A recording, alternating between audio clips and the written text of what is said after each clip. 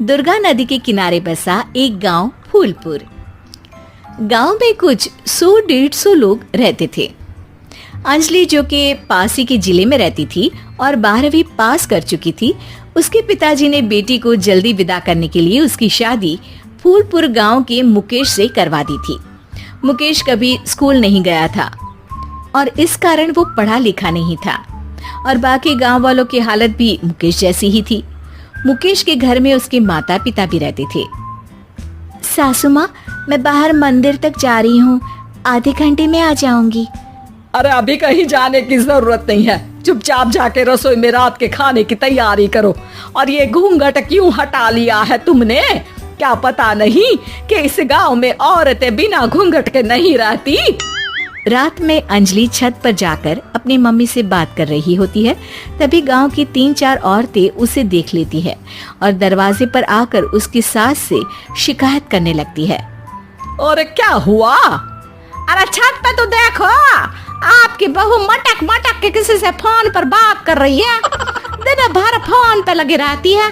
अरे कल तो मंदिर के पास वो क्या कहते हैं, सेल्फी ले रही थी।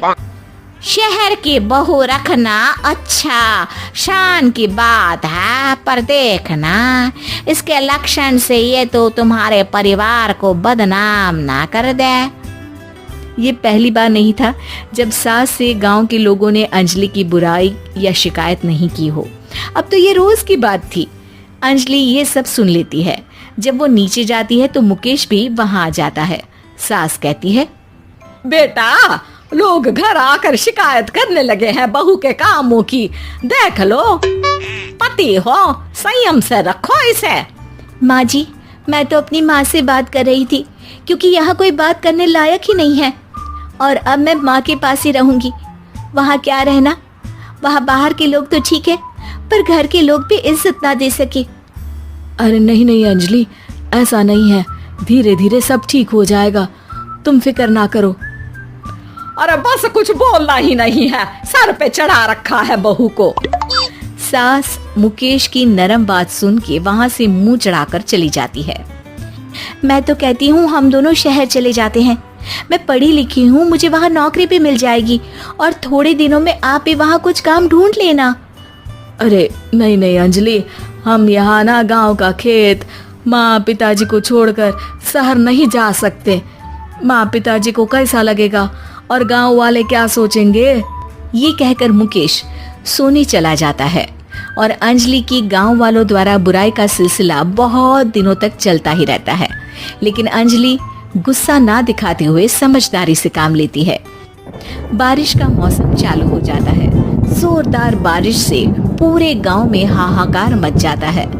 दुर्गा नदी में बाढ़ आ जाती है और बाढ़ का पानी पूरे गांव की फसल तबाह कर देता है।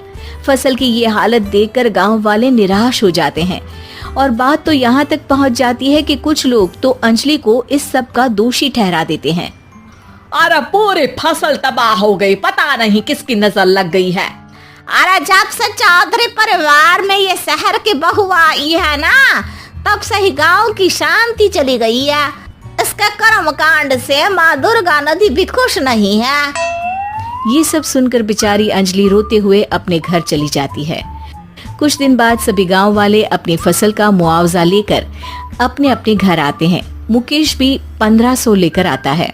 अंजलि को जब पासबुक दिखाता है तो अंजलि हैरान हो जाती है। अरे, ये पासबुक में तो उन्होंने 4000 की एंट्री करी है और आपको सिर्फ 1500 दिए। सच में? अरे, वो सरकारी अफसर आपको बेवकूफ बना रहे हैं। सरकार की तरफ से हमें 4000 मिले हैं, लेकिन बाकी का सारा पैसा खुद ही खा रहे हैं। आप लोग के अनपढ़ होने का फायदा उठा रहे हैं।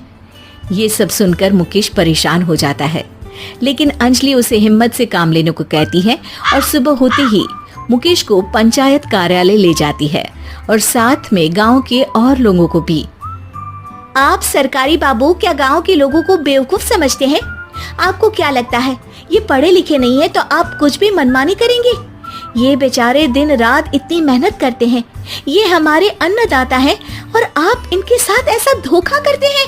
अरे क्या बके जा रही है ये लड़की, किस धोखे की बात कर रही है? अपने कांड करके नदी माँ को नाराज करके हमारा नुकसान करके इसे चैन नहीं मिला क्या? सरपंच जी, इन सरकारी बाबू ने मुझे बेवकूफ बनाया है और मेरे हिस्से के पैसे खुद चट कर गए। बस ये सुनते ही सरपंच वहां से दुम दबाकर भाग जाता है।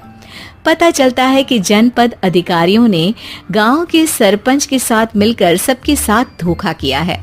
सब लोगों का विरोध शुरू हो जाता है और आखिर में अधिकारी सब गांव वालों के हिस्सों के बचे हुए पैसे उन्हें लौटा देते हैं और कई दिन तक सरपंच गांव में लौटता ही नहीं। अंजलि, तुम नहीं होती तो हम गांव वालों को तो पता ही नहीं चलता कि ये हमें हर बार बेवकूफ बनाते हैं। हाँ हाँ अंजलि बेटी, हमें माफ कर दो। हम सब तुम्हें बुरा भला कहते रहे, लेकिन तुमने ही आज हमें बेवकूफ बनाने से बचाया है। हमें तुम पर गर्व है बेटी। अब समझ आया कि सरपंच तुमसे नहीं, तुम्हारे पढ़े लिखे होने से नफरत करता था। क्यों ना इस बार हम अंजलि को ही सरपंच पद के लिए चुन ले? क्या कहते हो गांव वालों? पढ़ी लिखी सरपंच। बस पूरा गांव अंजलि के लिए ताली बजाता है और अंजलि की सास उसे खुशी से गले लगा लेती है।